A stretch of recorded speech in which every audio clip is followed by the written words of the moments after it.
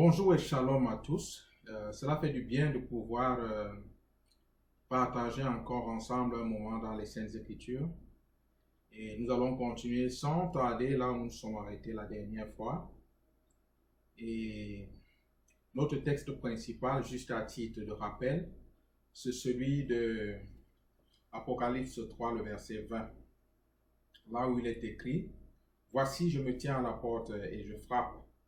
Si quelqu'un entend ma voix et ouvre, j'entrerai chez lui, je souperai avec lui et lui avec moi. » Et il s'agit ici là d'un appel qui a été fait de la part du Seigneur à l'église de Laodicée.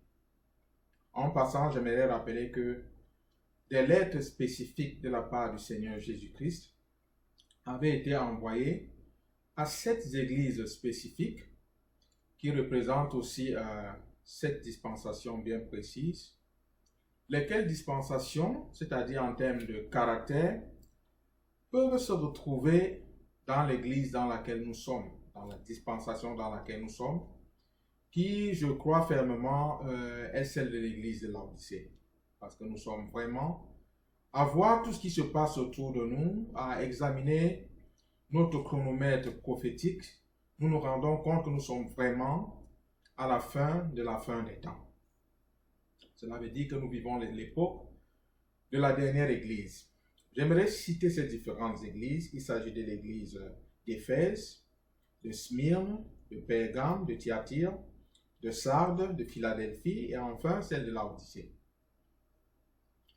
Lorsque nous parcourons ces lettres, et je ne voudrais pas le faire aujourd'hui, nous nous rendons compte que chaque église a reçu des appréciations spécifiques de la part du Seigneur. Mais l'une des tristes réalités, c'est que, en dehors de l'église de Laodicée, chacune des églises qui a été présentée avait encore quelque chose du Seigneur en elle. Peut-être que ceci fera l'objet d'une autre étude prochainement. Donc, chaque église, en dehors de celle de Laodicée, avait quelque chose du Seigneur encore en elle. Et celle de Philadelphie a été vraiment félicitée du Seigneur. Et pourtant, c'est celle dont il a été fait mention qu'elle avait très peu de puissance. N'est-ce pas?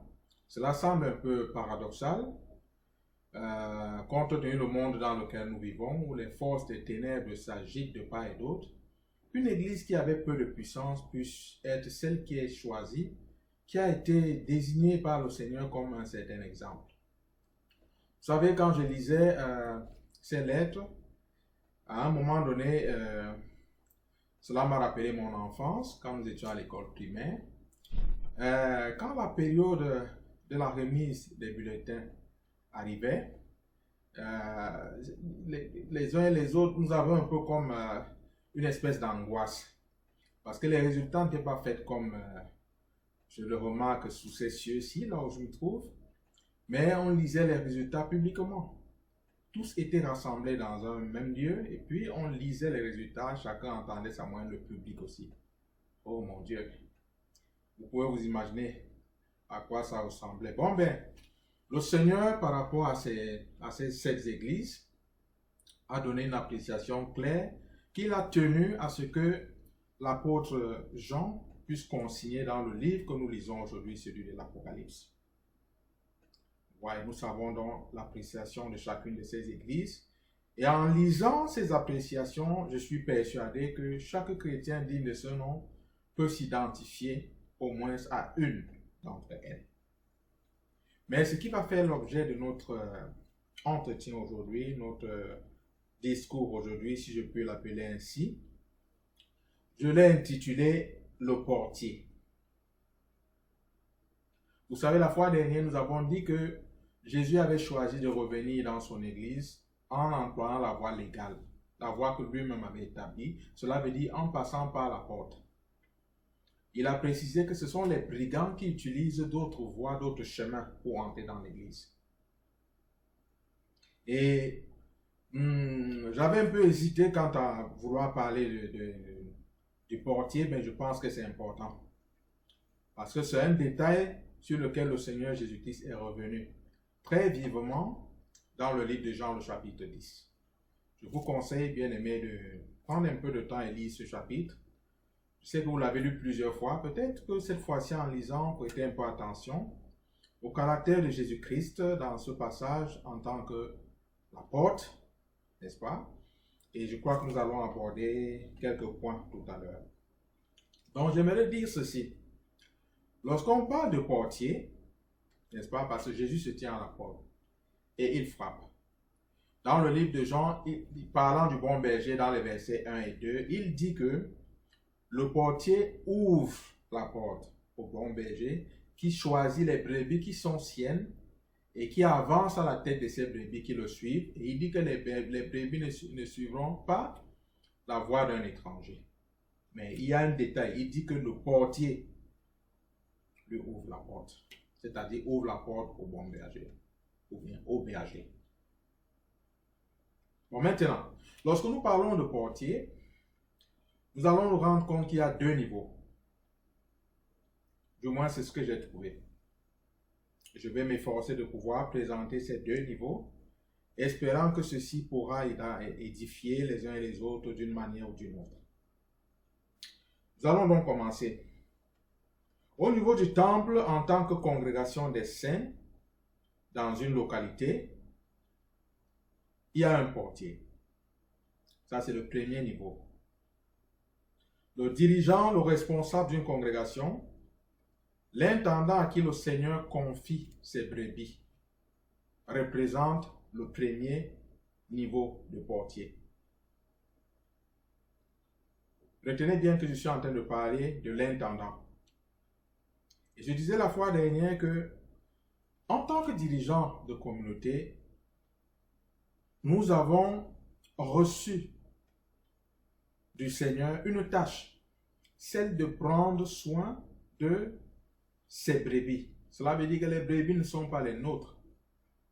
Les brebis sont les brebis du Seigneur. Nous ne sommes que de simples intendants. C'est quelque chose qui va sembler trivial pour plusieurs, mais qui, lorsque nous regardons sur le terrain, lorsque nous observons autour de nous, lorsque nous entendons ce que les uns et les autres disent, quand je dis les uns et les autres, je parle au niveau du leadership, on a comme l'impression que on dit très facilement des lèvres que les brebis sont les brebis du Seigneur, mais dans les actes que nous posons, et quelquefois même dans certaines expressions, quelles que soient verbales, nous nous rendons compte que les différents dirigeants se comportent comme si les brebis étaient leurs brebis à eux. Mais le Seigneur nous signifie clairement qu'il s'agit de ces brebis. Je voudrais pour cela que nous puissions lire par exemple dans le livre de Matthieu, le chapitre 24, le verset 45 à 46, je vais le lire. Quel est donc le serviteur fidèle et prudent que son maître a établi sur ses gens pour leur donner la nourriture au temps convenable? Heureux ce serviteur que son maître à son arrivée trouvera faisant ainsi. Vous voyez ici qu'il y a un maître et il y a un serviteur et il y a ensuite les gens du maître. Le maître a établi sur ses gens à lui un intendant, un serviteur. Il l'a établi pour quelque chose de spécifique, leur donner de la nourriture en temps convenable. Cela veut dire, je ne sais pas moi quoi, petit déjeuner, déjeuner, ainsi de suite, ce que vous pouvez vous représenter, mais en temps convenable. Il s'agit ici d'une image. Jésus parlait très très fréquemment en image, c'est-à-dire en parabole. Et cette image ressemble à celle que nous avons aujourd'hui dans le corps du Christ. Les membres de communauté ne sont pas les membres des pasteurs ou des prophètes, comme il y en a de nos jours, de part et d'autre. Mais il s'agit des membres du Seigneur Jésus-Christ, des gens du Seigneur Jésus-Christ. Ce sont ses brebis, ce sont ses disciples. Donc en tant que dirigeant de communauté, ou en tant que dirigeant d'une organisation quelconque qui soit chrétienne, rappelons-nous à chaque fois que nous ne sommes que de simples portiers. Nous ne sommes que de simples serviteurs, de simples intendants. Cela veut dire que quand le maître de la maison, le maître à qui appartient ces gens, vient et qu'il veut inspecter ses brebis, nous n'avons qu'un seul rôle, celui de pouvoir ouvrir la porte. Et je disais que dans le livre de Jean, il y avait quelque chose d'intéressant qui apparaissait, c'est que une fois que la porte était ouverte, la Bible dit que le berger choisissait les brebis qui étaient siennes. Ça veut dire qu'au sein de cette bergerie, il y avait plusieurs brebis. Je ne sais pas. Peut-être qu'au sein de ces différentes communautés aujourd'hui, les dirigeants ont en même temps les brebis du Seigneur et d'autres brebis qui sont leur business. Mais toujours est-il que le livre de Jean est clair, il dit que le berger choisit celles qui lui appartiennent, il les appelle par leur nom, elles le suivent et elles ne suivront pas la voie d'un étranger. Pour ce qui concerne les autres brebis, si nous les avons casernées là-bas dans le but d'en faire un business, sachons que nous en rendrons compte le moment venu. Je ne suis ici en train d'indexer personne. Chacun a une conscience, chacun connaît les motivations, les raisons pour lesquelles il sert le Seigneur. Les raisons pour lesquelles il caserne toutes ses brebis. Chacun connaît ses raisons. Mais je voudrais simplement que nous retenions qu'à ce niveau-ci, nous fonctionnons comme simples serviteurs et comme portiers. Les brebis sont les brebis du Seigneur. Deuxième point, Hébreux chapitre 13, verset 17. Obéissez à vos conducteurs et ayez pour eux de la déférence, car ils veillent sur vos âmes comme devant en rendre compte, qu'il en soit ainsi afin qu'ils fassent avec joie et non en gémissant, ce qui vous ne serait d'aucun avantage. Excusez-moi. Une fois encore ici, celui qui a écrit le livre des Hébreux par l'inspiration du Saint-Esprit nous dit que les brebis doivent pouvoir obéir. Nous devons pouvoir obéir à nos conducteurs et avoir pour eux de la déférence. Cela veut dire une attitude de cœur soumise, car ils veillent sur vos âmes. Écoutez bien le terme. Ils veillent sur vos âmes comme devant en rendre compte. Cela veut dire que pour chaque âme qu'un berger a reçue dans une communauté chrétienne, il devra en rendre compte. Vous savez, les Écritures ne parlent pas en vain. Le commun des êtres humains, c'est quelquefois de dire des paroles en l'air, mais lorsque le Seigneur parle, il ne parle pas en vain. Il ne parle pas comme disant des paroles en l'air. Si le Seigneur nous dit que par rapport à une situation, nous allons rendre compte, soyez-en sûrs, nous y rendrons compte. Le Seigneur n'est pas un homme pour sombrer dans les oublis, non. Chaque âme dans une communauté a une valeur extrême aux yeux du Seigneur. S'il appelle aux différents conducteurs à pouvoir rendre compte, c'est pour pouvoir montrer ou afficher le prix que chacune de ces âmes lui a coûté. Sachez que la monnaie avec laquelle on a acheté, le Seigneur a acheté mon âme et ton âme, c'était le sang de son Fils Jésus. Donc, avant que nous ne commencions à jouer à cette politique du gain, à ce marché d'esclaves, comme quelques-uns le font avec les âmes du Seigneur, sachons clairement que chacune d'entre elles a été payée avec le prix du sang du Seigneur Jésus-Christ. Voilà à combien une âme coûte. Donc, si le Seigneur nous demande de rendre compte d'une telle situation, soyez-en sûrs, ce serait une catastrophe pour nous. Il vaut mieux ne pas en arriver là avec le Seigneur. Il vaut mieux qu'en rendant compte, que nous puissions recevoir de lui cette appréciation que nous attendons tous, celle de bons et fidèles serviteurs. Entre dans la joie de ton maître. Un jour, chacun d'entre nous devra soit recevoir cette parole, soit recevoir l'autre parole. Je ne veux même pas la citer.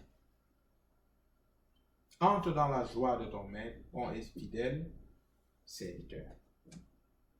C'est l'un des excellents messages et le tout dernier message que nous allons recevoir du Seigneur. Et j'espère pouvoir le recevoir l'un de ces jours. J'espère que c'est ton espérance aussi. J'ose croire que chacun d'entre nous servons le Seigneur avec cette espérance dans notre cœur. J'aurais pu développer l'autre point où on parle aux brebis leur demandant de pouvoir avoir de ces conducteurs de la déférence afin que ceux-ci, prenant soin de nos âmes, le fassent non en gémissant, mais qu'ils le fassent aussi avec joie. J'exhorte donc chaque brebis, chaque personne qui se considère comme brebis, nous le sommes tous d'une certaine façon, à pouvoir garder une attitude de cœur soumise. Quand je parle d'une attitude de cœur soumise, s'il vous plaît, ne me méprenez pas. Je ne dis pas une attitude de cœur stupide.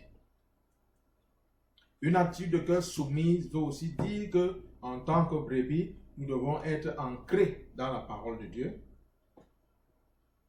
pour ne pas sombrer avec quelques autres conducteurs dans leur déboire qui n'a rien à voir avec l'œuvre du Seigneur. En d'autres termes, puisque quelques-uns d'entre eux se sont déjà versés dans plein de choses aussi compromettantes que même le trafic de drogue, si jamais on vous invite dans ce genre de trafic, n'y mettez pas pied. Qu'importe quel titre il porte en tant que dirigeant, ne vous y engagez pas. La soumission ne veut pas dire la bêtise. Nous allons passer au point suivant.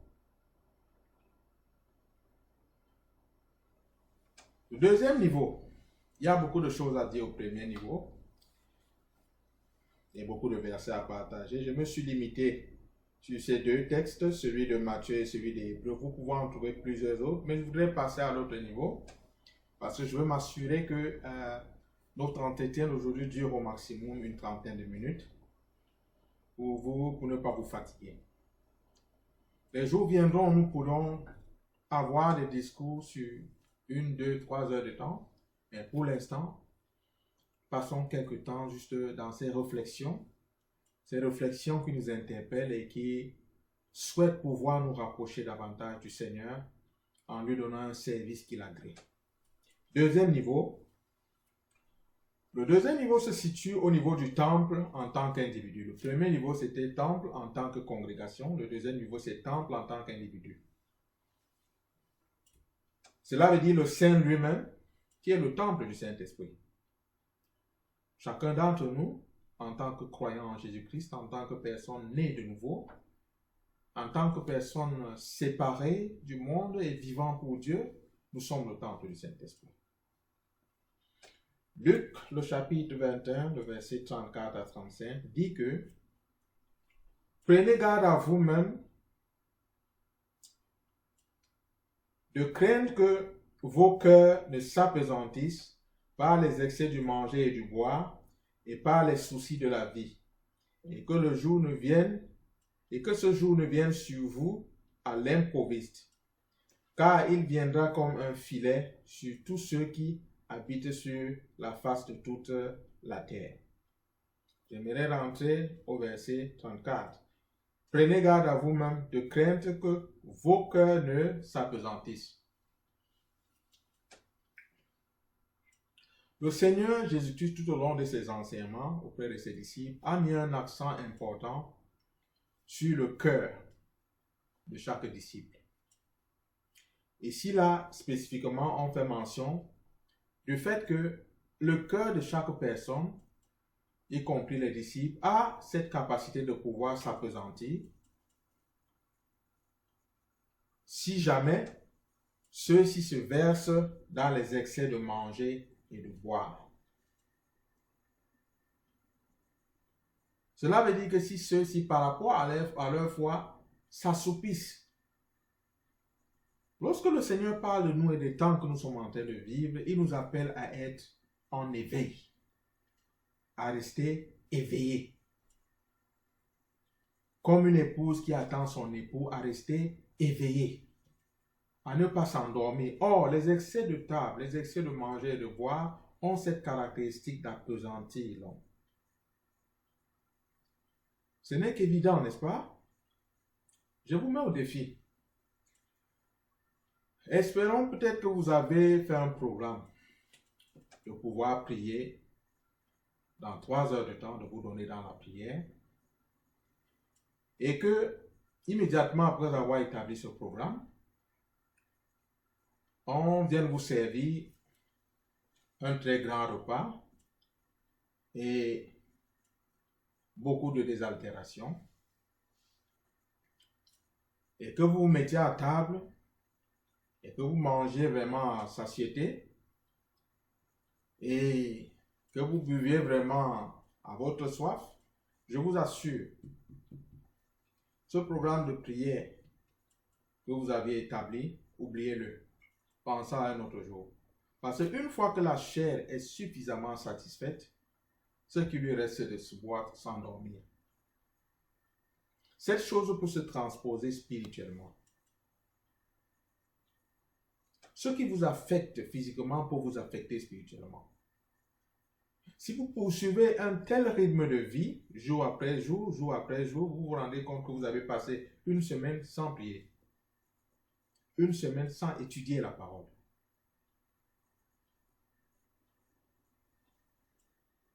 Au moment où je suis en train de parler, je sais qu'il y a des bien-aimés qui ont déjà passé 1 année, 2 années, peut-être même 3, sans avoir rendu témoignage du Seigneur Jésus-Christ à une seule personne. Cela veut dire aller rencontrer une personne, lui parler face à face et lui témoigner de la grâce et de la bonté de Dieu et exhorter cette personne, urger cette personne à venir au Seigneur. Il y en a. Peut-être que c'est toi qui m'écoutes même à cet instant précis. Vous voyez, c'est facile de laisser son cœur s'appesantir. Et quand le cœur d'un individu, en tant que disciple, commence à s'appesantir, cela veut dire que cette personne est en train de baisser sa garde. Vous continuez à un tel rythme, vous n'allez même plus étudier la Bible. Et lorsque vous êtes éloigné de la parole de Dieu, vous devenez une proie de choix pour l'ennemi. Je le dis avec un pincement dans le cœur, parce que j'ai vu des choses horribles sur la toile. J'ai vu un peuple, certes, qui aimait le Seigneur et qui aurait voulu avoir vraiment le meilleur du Seigneur, mais qui s'est trouvé devant des personnes que je taxerais de loups, qui, ayant envoûté ces personnes, c'est comme cela que j'appelle ce qui leur est arrivé, demande à quelques-uns d'aller brouter des herbes. Et on voit des gens dotés de leur sens sortir parce que le prophète a dit d'aller brouter les herbes et ils étaient en train de brouter des herbes comme des vaches. Je vous épargne toutes les autres choses, je sais que vous les avez vues peut-être autant que moi. Il y a tellement de choses stupides qui arrivent aux brebis, ceci parce que celles-ci ne prennent pas du temps à pouvoir lire la parole de Dieu. Le Seigneur Jésus-Christ veut traiter avec chacun d'entre nous de façon individuelle. C'est la raison pour laquelle, dans ce même livre d'Hébreux, nous sommes taxés en tant que croyants, en tant que personnes nées de nouveau. Le Seigneur nous appelle tous un sacerdoce royal. Cela veut dire un royaume de prêtres. Tous. Que vous soyez nés de nouveau à cet instant précis, vous entrez dans ce groupe de royaume de prêtres. Et lorsque nous parlons de prêtre, c'est forcément quelqu'un qui doit être ancré dans la loi. Parce que le prêtre, c'est celui-là qui sera appelé à offrir des sacrifices et il faut qu'il puisse les offrir dans la règle de l'art, tel que le Seigneur l'a prescrit. Et si donc tu es éloigné à la parole qui aurait pu t'enseigner cette règle, comment offriras-tu des sacrifices? Nous sommes tous un royaume de sacrificateurs que Jésus-Christ s'est acquis pour Dieu son Père. Il ne faut pas que nous oublions cela. Donc il est hors de question sur cette terre de se mettre à déifier nos dirigeants. On ne peut pas les déifier. Si jamais vous tombez dans ce piège, à la fin de la journée, vous n'aurez que vous-même à pouvoir répondre devant le Seigneur de la grossière idolâtrie dans laquelle vous vous êtes versé. C'est ce que je pense au plus fort de mon âme. Nous devons tenir ferme. La seule autorité qui doit pouvoir guider et conduire notre vie, c'est la parole infaillible du Seigneur Jésus-Christ. Et pour ce fait, nous devons pouvoir l'étudier, l'examiner et la méditer. C'est quelque chose d'impératif. L'ordre quant à la méditation de la parole de Dieu est autant valable que les 10 commandements. Lorsque le Seigneur dit de méditer sa parole, c'est un ordre. Ce n'est pas une suggestion, non, c'est un ordre. Deuxième texte, Hébreux 3, le verset 12. Prenez garde, frères, que quelqu'un de vous n'ait un cœur mauvais et incrédule au point de se détourner du Dieu vivant. Prenez garde. Quand le Seigneur dit prenez garde, la responsabilité dont nous incombe. Le Seigneur dit qu'il ne va pas nous demander d'accomplir quelque chose qui soit au-dessus de nos capacités. Ça, j'ai paraphrasé et j'ai donné quelques détails. Le Seigneur n'est pas injuste. Si le Seigneur dit prenez garde, cela veut dire qu'il sait qu'il nous a donné la capacité de pouvoir prendre garde. Prenez garde, il a dit.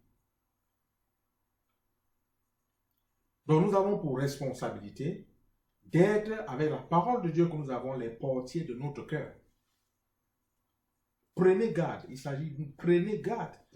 Qu'aucun d'entre vous n'ait un cœur aussi mauvais, cela veut dire nous devons monter une garde à la porte de notre cœur. Donc nous avons la première responsabilité de veiller sur notre cœur. Donc lorsque même ce dirigeant ou ce guide dirait des choses là-devant, c'est notre droit absolu, c'est quelque chose de légitime pour nous, de savoir sélectionner ce qui vient du Seigneur et mettre de côté ce qui n'est pas du Seigneur. Et même le questionner là-dessus. Faire comme les Béréens. Ce serait un droit, ce ne serait pas du tout de l'orgueil, au contraire, ce serait de l'humilité. Parce que si nous ne nous humilions pas devant le Seigneur, devant qui nous humilions-nous donc?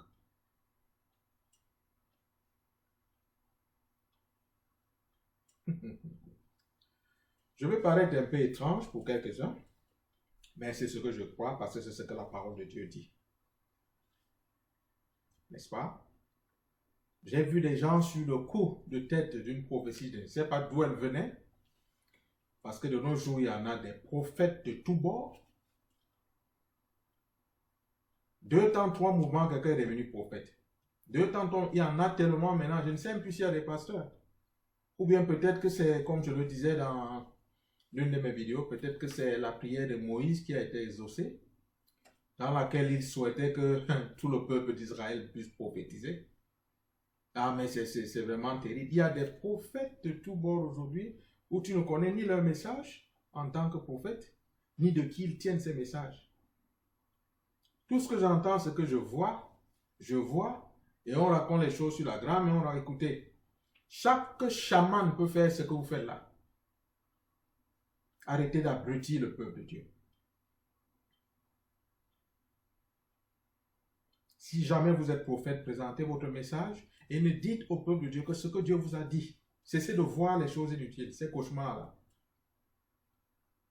Et c'est comme ça que vous emballez le peuple de Dieu dans des situations confuses et quelques-uns finissent par abandonner la foi. De toutes les façons, je parlerai de ces détails un autre jour. Je me suis réservé un temps où il faudra parler vraiment des prophètes. Peut-être que je devrais intituler ça la fois prochaine. Prophète de l'Éternel, parlons-en. N'est-ce pas? On en parlera. Pour l'instant, je vais avancer. Donc le Seigneur nous dit, prenez garde, cela veut dire qu'il nous a donné la capacité de pouvoir prendre garde. Proverbe 4, 23. Garde ton cœur plus que toute autre chose, car de lui viennent les sources de la vie. Garde ton cœur. C'est un ordre une fois encore que le Seigneur nous donne. Garde ton cœur. Veille à la porte. Ne permets pas que n'importe quoi entre dans ton cœur. Et comme je le disais la dernière fois, celui qui garde la porte de son cœur. Et puisque Jésus-Christ dans le livre de Jean, le chapitre 10, dit qu'il est la porte des brebis. Que ce soit au niveau 1 concernant l'Église en tant que communauté, que ce soit dans nos cœurs en tant qu'individus, si nous devons ouvrir cette porte, nous devons la connaître. Pour ouvrir la porte au Seigneur, nous devons connaître le Seigneur.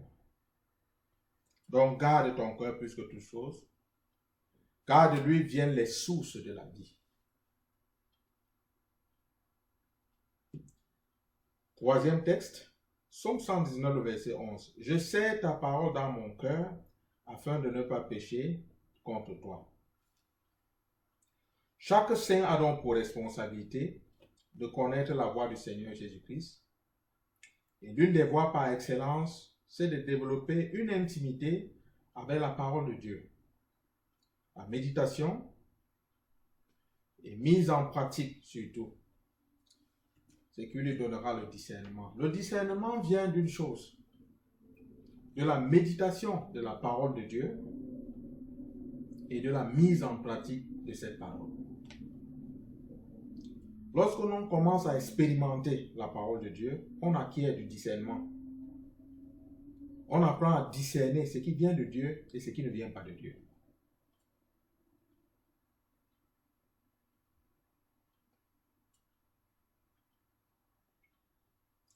Donc Jésus-Christ dit qu'il est la porte des brebis et il dit qu'il est le bon berger.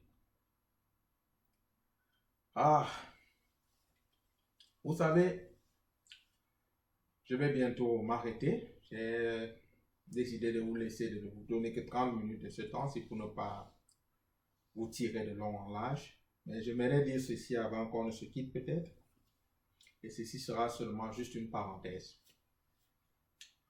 Vous savez, le Seigneur Jésus-Christ avait une habitude de présenter la parole et qui incitait à pouvoir davantage chercher à savoir de quoi il parlait. Le Seigneur dit qu'il est la porte des brebis et il dit qu'il est le bon berger. Imaginez le bon berger venir traverser la porte des brebis, qui est Jésus lui-même encore. Il n'y a pas que ce texte qui a l'air bizarre, cette façon de présenter les choses qui est bizarre, mais la personne de Jésus-Christ elle-même, je comprends pourquoi il a été un sujet de controverse et qu'il énervait beaucoup de pharisiens. Jésus se présente dans la Bible comme l'agneau, n'est-ce pas? L'agneau qui a été immolé pour nos péchés. C'est lui l'agneau. En même temps, c'est lui notre souverain sacrificateur. Or, l'agneau à immoler pour le sacrifice était immolé par le souverain sacrificateur.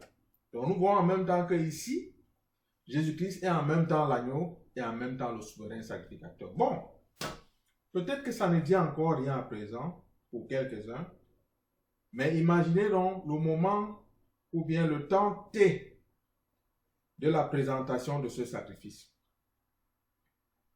Il faudrait bien que Jésus soit à ce temps T et l'agneau et le sacrificateur. Je vais vous laisser sur cette réflexion, du moins sur ce point. Et je vais nous introduire sur le texte que nous allons étudier la prochaine fois. Il s'agit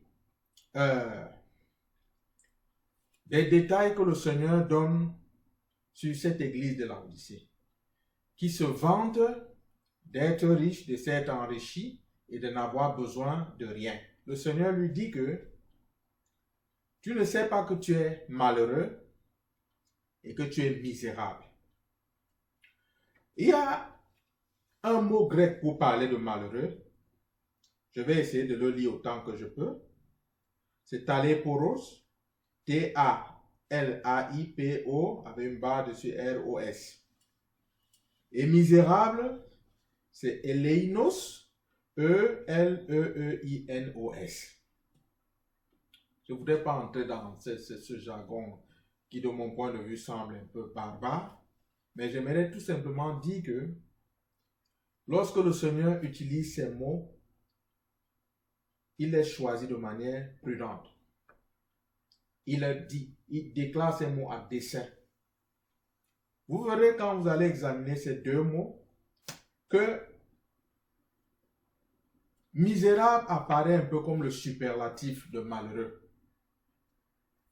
L'un des exemples que je peux prendre pour comparer ces deux mots, c'est tel un cadavre.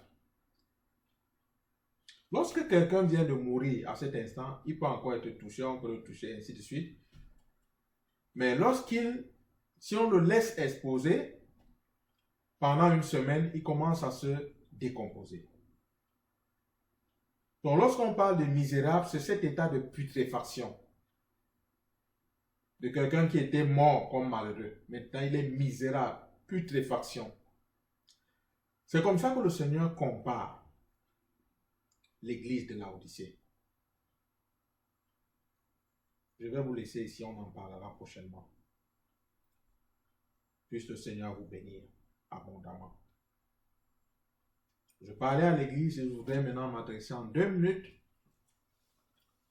aux personnes qui ont peut-être voulu suivre cette vidéo par curiosité, mais qui n'ont jamais pris un engagement de suivre le Seigneur Jésus-Christ. Le Seigneur Jésus appelle chaque être humain, d'où que se trouve cet être humain à la surface de la terre,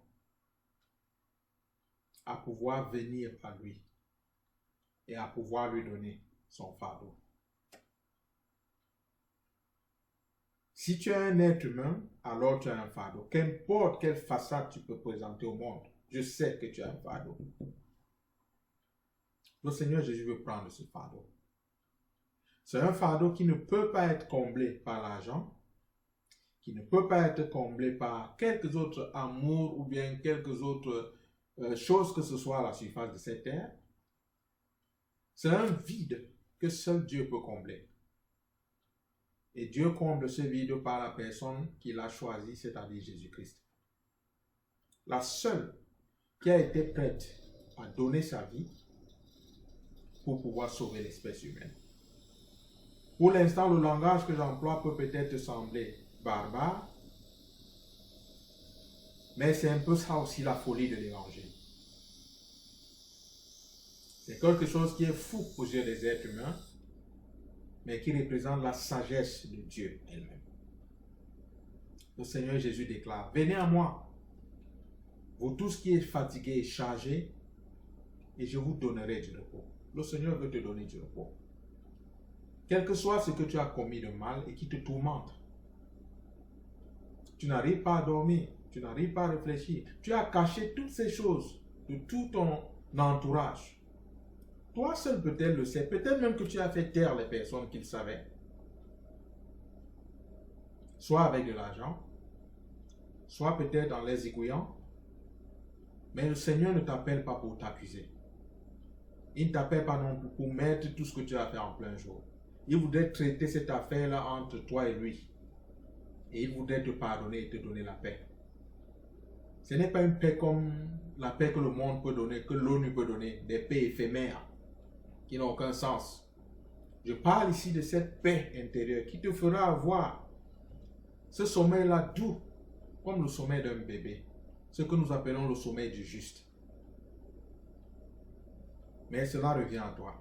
La Bible déclare que si tu confesses de ta bouche le Seigneur Jésus, et si tu crois dans ton cœur que Dieu l'a ressuscité des morts, tu seras sauvé. Et continue en disant que c'est en confessant de la bouche qu'on parvient au salut et c'est en croyant du cœur qu'on parvient à la justice. Cela dépend de toi.